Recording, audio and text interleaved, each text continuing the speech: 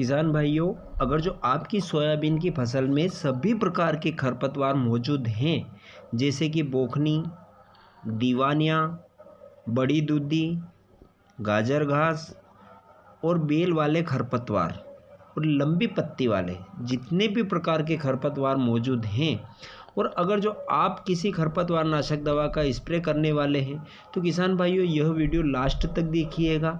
आज आपको इस वीडियो के ज़रिए सही और सटीक जानकारी मुहैया कराई जाएगी। किसान भाइयों, अभी 2-3 वर्ष से लगातार हमारे सोयाबीन की फसल में खरपतवार का प्रकोप बढ़ चुका है, और हम चाहे कितने भी प्रकार के खरपतवार का स्प्रे करते हैं, लेकिन उसका हमें एक सही रिजल्ट नहीं मिलता है। तो किसान भाइयों, खरपतवार किसी एक खरपतवार नाशक दवाई से ये सभी खरपतवार नष्ट नहीं होने वाले। हमें 2 या 3 या 4 दवाइयों का एक कॉम्बिनेशन बनाकर अपनी फसल में स्प्रे करना पड़ेगा, तभी जाके हमें एक सही रिजल्ट मिलेगा। तो किसान भाइयों, मैं शंकर ठाकुर आप सभी किसान भाइयों का आपके अपने चैनल पर स्वागत, वंदन और अभिनंदन करता हूं। किसान भाइयों, आज हम जिन दवाइयों के बारे में चर्चा करने वाले हैं, उन दवाइयों का उपयोग मैंने खुद की अपनी ज़मीन, अपनी फसल में किया है और मुझे एक अच्छा रिजल्ट मिला है। तभी मैं ये सारी दवाइयाँ किसान भाइयों आप सभी के सामने शेयर करने वाला हूँ। तो मैंने कौन कौन सी दवाइयाँ ली हैं और कितनी मात्रा में उनका उपयोग किया है, तो इसी विषय में हम विस्तार से चर्चा करते हैं। तो सबसे पहले किसान भाइयों, हमें लेना है एमिजा थापर 10%, जो कि BSF का परसूट के नाम से भी आता है। उसके बाद अडामा का बिड़ला के नाम से आता है, UPL का लगान के नाम से आता है, और दूसरी बहुत सारी कंपनियां इस टेक्निकल को बनाती हैं। अब किसी भी अच्छी कंपनी का एमिजा थापर ले लीजिए। किसान भाइयों, अब उसकी मात्रा हमें कितनी रखनी है, तो उसकी मात्रा किसान भाइयों हमें रखना है 120 ml प्रति एकड़ के हिसाब से।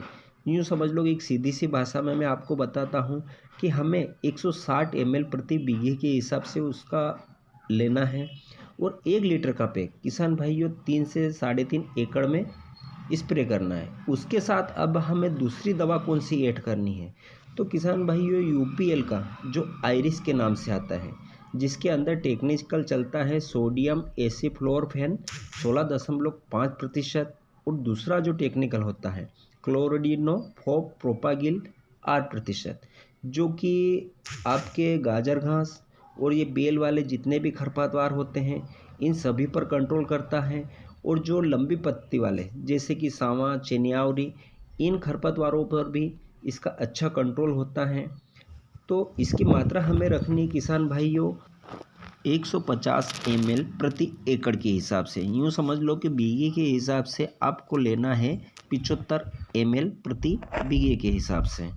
अब तीसरा जो हमारा टेक्निकल आता है किसान भाइयों, वो होता है, जैसे कि बहुत सारे किसान भाई उसको क्लोबेन के नाम से पहचानते हैं, जिसके अंदर टेक्निकल चलता है क्लोरीम्यूरान इथाइल 25% WG फार्म में आता है।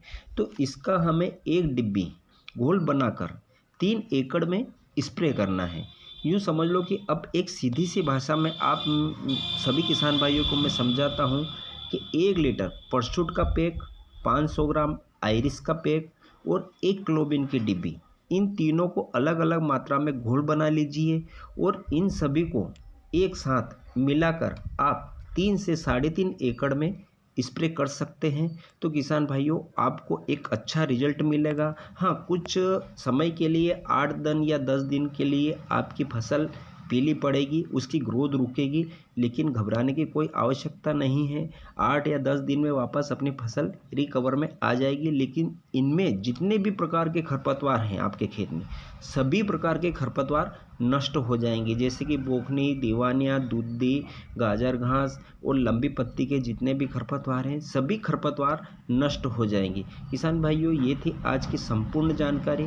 अगर जो वीडियो आपको अच्छा लगा हो तो अन्य किसान भाइयों के साथ में भी शेयर कीजिएगा, ताकि इन दवाइयों के बारे में अन्य मेरे किसान भाई जान सके और अपनी फसल में स्प्रे कर सके।